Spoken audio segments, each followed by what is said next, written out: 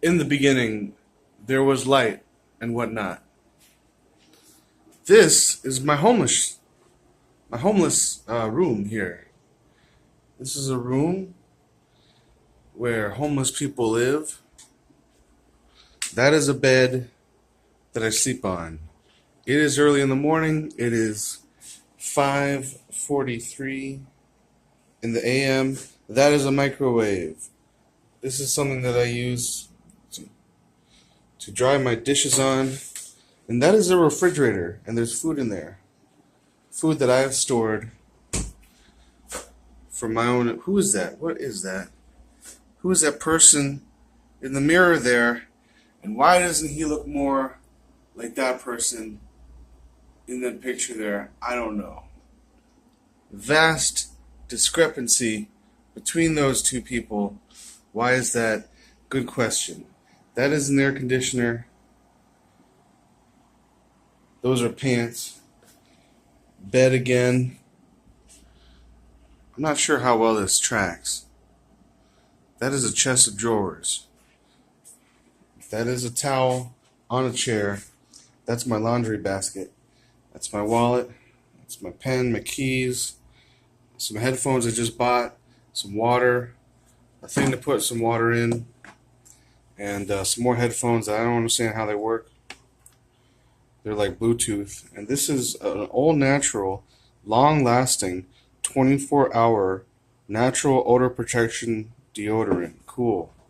And this is something that you put in your shoes when they smell bad. And this is something you put in your water when it smells bad. Sweet orange citrus sinensis plant life essential oil. Sweet orange flavor.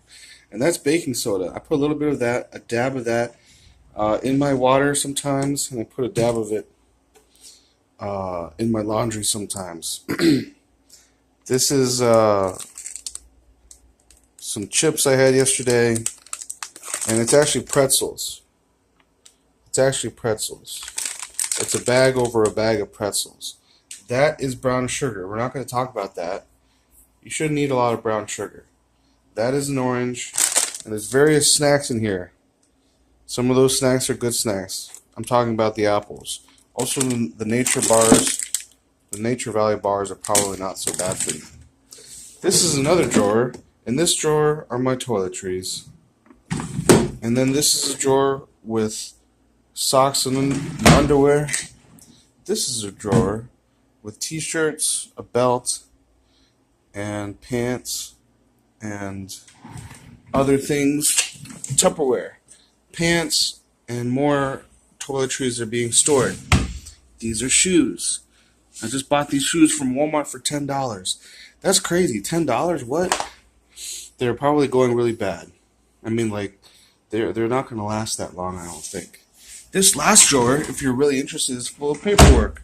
No one likes paperwork. Paperwork is dumb. That is another water thing. Here is a water thing, too. I have a lot of water things because I like good water, man. You need to have good water. This is a notification that there's mandatory general pest treatment. That's going to happen 3 days ago. It already happened, actually. And what they do is they come in and you have to remove the furniture from the wall by 4 inches. And they're going to spray. They did spray. That already happened. So I want to tell you that this is my homeless shelter. What? Your homeless shelter, Theo? That is a box of cereal. That is some clothing. This is what I take to work. This is my little bag. It's a cinch bag, they call it. It cinches up, and you put stuff in it. And this is a little safety vest that I use so that I'm very noticeable when I'm walking down the street. So again, another look at my room. Let's unlock that beautiful lock. This is another look at my room from the outside. Look at all those things that I have. That's crazy. I better get my keys. That's going to be important. Look at that. That is a light, and there's also a fan above the light. I have a fan. What? That's crazy. Can you hear me? I don't want to be too loud here. I need to whisper. Anyway, this is a hallway. See that? That's a hallway. That's another hallway. See how that's a different hallway than this over here? I'm not sure how well this tracks. I hope it doesn't track too badly.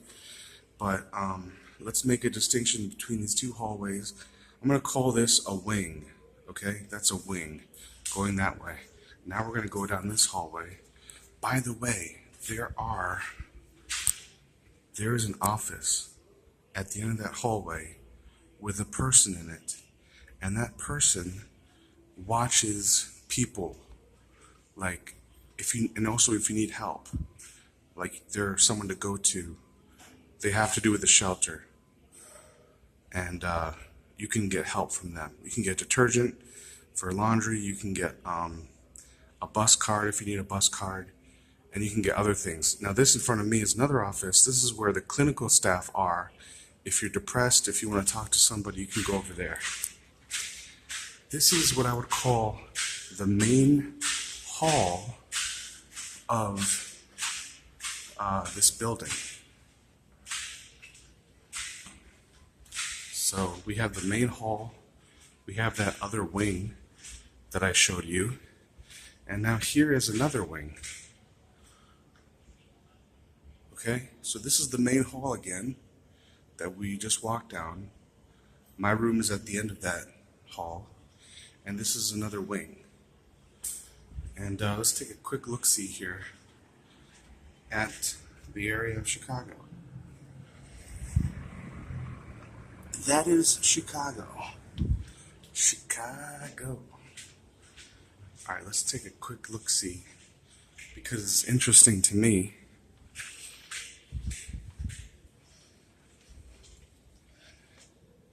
At the bathroom. This is your washroom. Please keep it clean.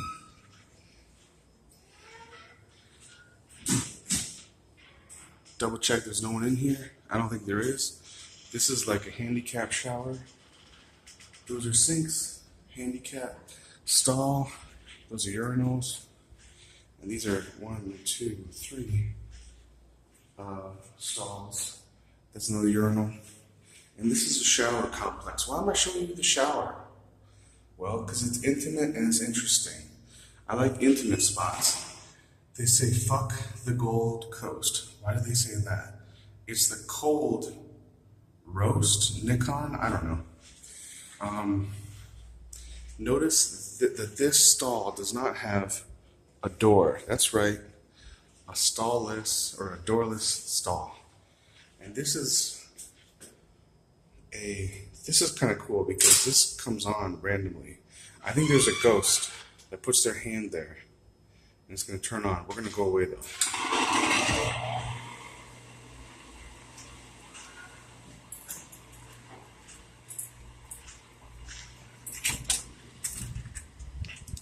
We're walking out to the elevators. We're going to use the elevators. It's already like 8 minutes and 27 seconds in. I think this is going to be like a 12-minute video.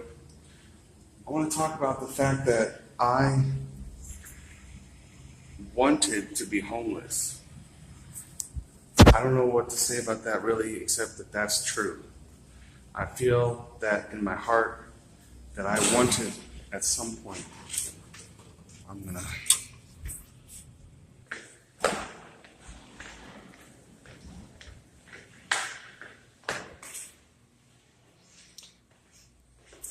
I had to pause the video because there were people in the elevator and I didn't want to disturb them. Pool table. This is the basement. We just walked down to the basement from the first floor. This is a non-working thing. If you're in a wheelchair, if you need to go down a few steps, it's accessible. There's like some little rooms over here. There's some bathrooms over there that are locked. Pepsi machine. This looks like an old fountain that is now kaput. I want to show you the laundry room. Okay, there's people in the laundry room. We're not going to show the people. We're just going to show the laundry. Washers and dryers. Those were the washers and dryers. And I want to show you the Swimming pool. There's a swimming pool here. No admittance. It's called a natatorium, members and guests only. This is not working anymore. Now you might ask me, Theo, why is there a swimming pool in your building? Well, because this is an old YMCA. I love the marble here. There's marble everywhere. Look at these stairs. There's so much to see, man. These stairs go like several stories up. I want to say like 5 stories, including the basement. And everything above the 4th floor is just rooms. Just a bunch of rooms.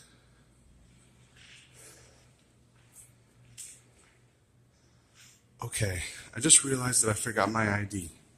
So I can't go outside right now. Maybe I'll go upstairs and get my ID and then come back down. Yeah, that's what I'll do, because I want to show you the front facade of the building.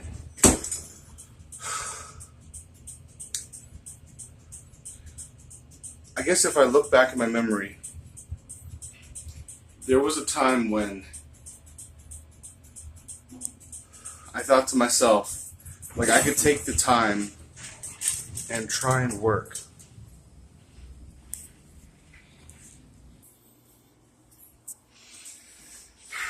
Yeah, there was a time when I could have tried to work to find an apartment in Chicago. I had like $2,300 to my name, and I could have used that money to find a place to stay. And the thought of going to Chicago by myself and finding a place to stay and going to a city which I basically imagined to be very unwelcoming, the thought didn't sit well with me. And my thoughts turned to, well, why don't I just rock up and find a homeless shelter and stay there until I, find work and make some money and find a place to live. Why don't I do that? And between those two thoughts, working to find my own place with the money that I had and spending through all my money and then finding a homeless shelter, the thought that was more, what's the word? Basically, the thought that I leaned towards more, that I was more driven towards, was the thought of finding a homeless shelter. Being homeless for a while, and I guess I feel like there's probably a lot of people that would judge that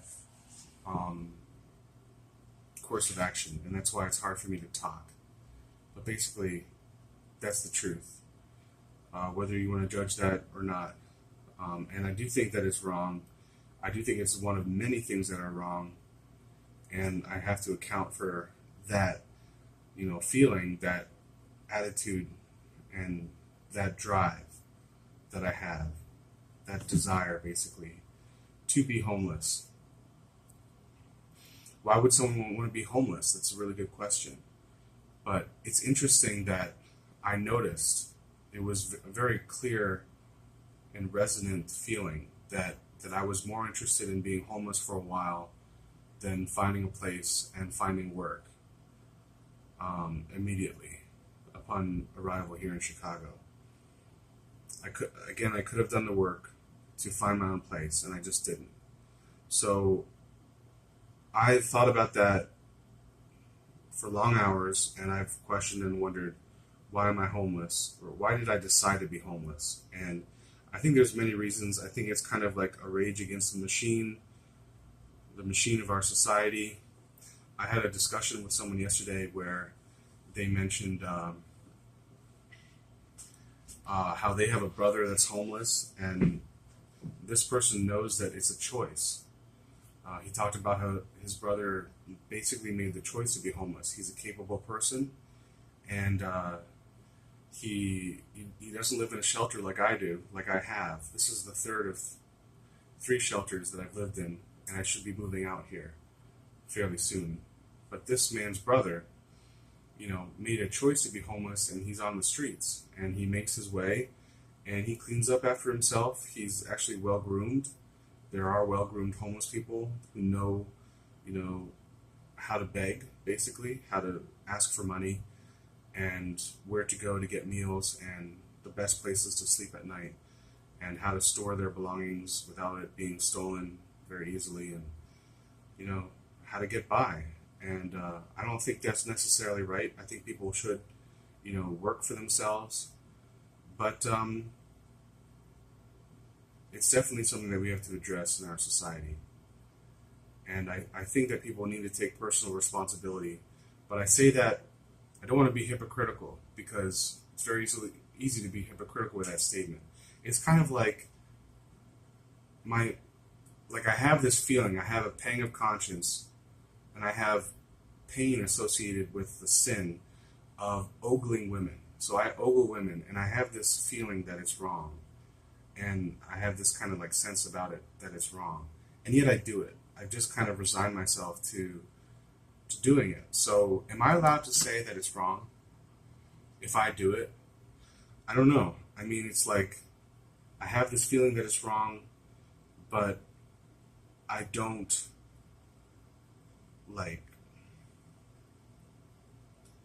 I guess I've kind of resigned myself in much the same way as I feel like I'm rambling here. I'm sorry.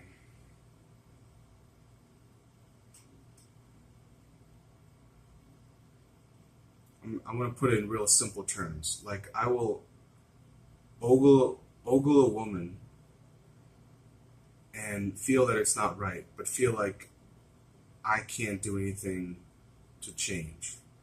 So basically, I'm resigning myself to my own sin. And it's the same for my desire to be homeless. I saw that desire at some point. I saw that I was leaning towards being homeless. I knew what it was because I had been homeless once before. And instead of thinking, that's wrong, and I probably did feel like a pang of conscience at that time. I do, like the feeling at the time was, you know what, I'm pretty sure that I'm going to do the homeless thing. And then at that point I was like, that doesn't feel good. You should really reconsider that.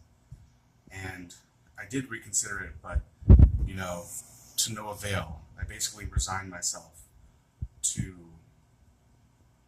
doing the homeless thing. I didn't put up a fight. I didn't work on it enough. I didn't pray about it enough. I didn't plan actively enough in the opposite direction, or figure out why I wanted to be homeless in the way that I did. So I think it is a sin to not take personal responsibility over your life. At the time I was 32. No, I was 31. Turning 32.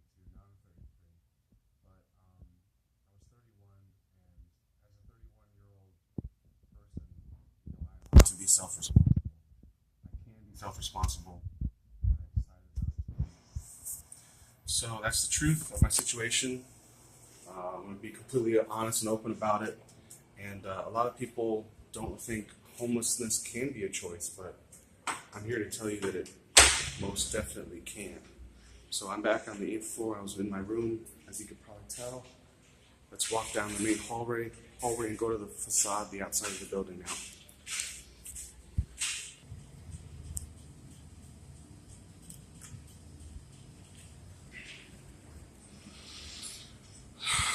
There's 3 elevators here.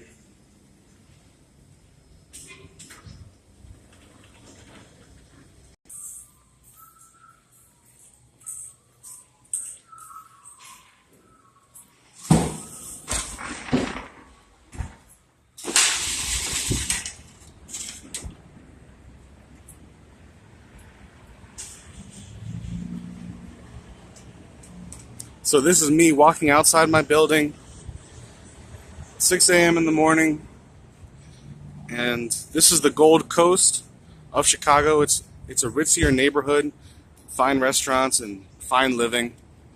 This is the side of the building, all the way up to the 21st floor.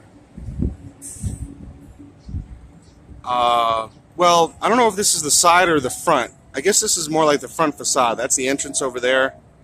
Pretty nice building, huh? The main hallway would be here.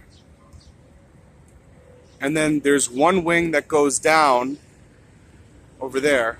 And there's the other wing that goes down over there. So I'll show you one of the wings. And then you can interpret how that works. So this is one wing.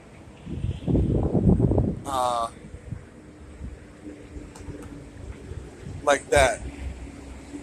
The building is basically kind of a U formation, like one wing, the main hallway, and then the other wing. That's the formation. So, I don't know why I want to tell you that. It's just interesting. I like how buildings work. It's a very simple building. It works really well. I think there's one or two more things I'm going to say. I want to say. I'm going to pause the video though. This is one of the staircases in my building. It's like the main staircase. It goes many, many floors up.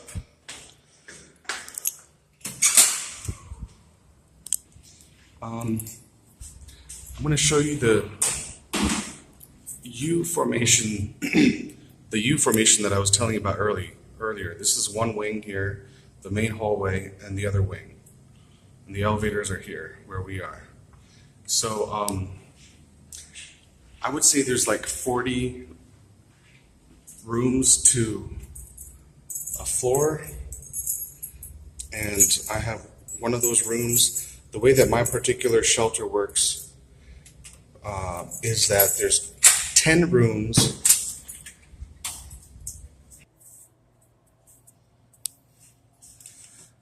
There are 10 rooms on the 8th floor, and I have one of those rooms. I'm on the 8th floor, and then there's 10 rooms on the 6th floor. And these 20 rooms are devoted to a shelter known as Safe Haven, which is organized and run by the organization Thresholds, which is one of the major organizations in the area that helps people with disabilities, people with mental issues, people who need like rehabilitative services, people coming out of homelessness, people who need to find a place to stay, people who need to find housing. It's a very nice organization, and they treated me very well, and I'm very grateful towards them. And I guess it worked, kind of, because I'm moving out soon.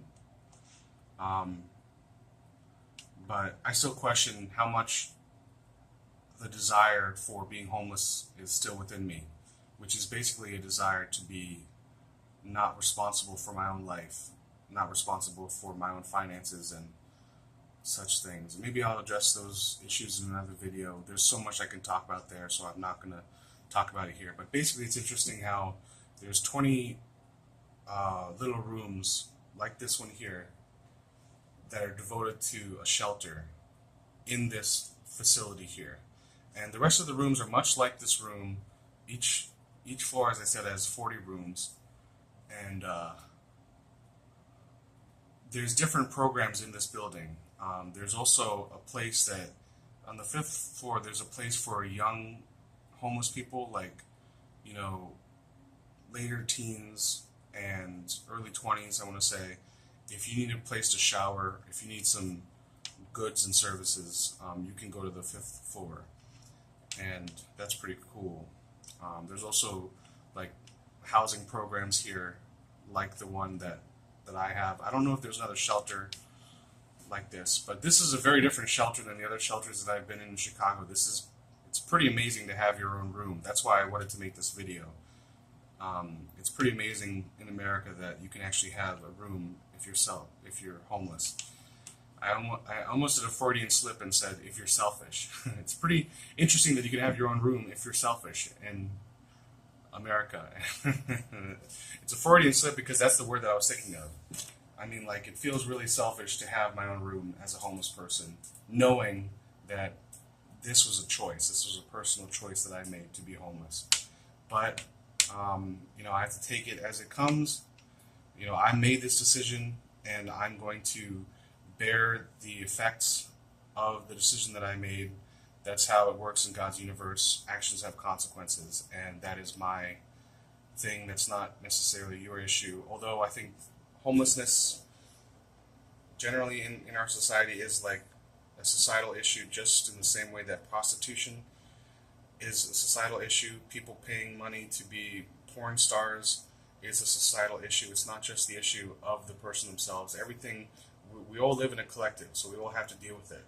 But I do understand that as far as my own homelessness goes, the majority of the weight of the responsibility is on my own shoulders. I understand that. Anyway, I'm waxing on too long, I think, and I hope this was somewhat illustrative of my own life, and it gave you a window into what homelessness can be like for someone in America. And I really appreciate this program, and I think it's amazing that this is out there. I think European countries do take care of homeless people a lot better than American countries, and there's obviously so many countries where you being a homeless person means a lot of suffering, and that's pretty sad to me. And I hope that can change. I hope we can live in a better world. And for some reason I'm getting emotional, and I'll try and go back to bed because I have a few more hours of sleep to do and feel some of those emotions that I feel. So thanks for watching, and hope you're well.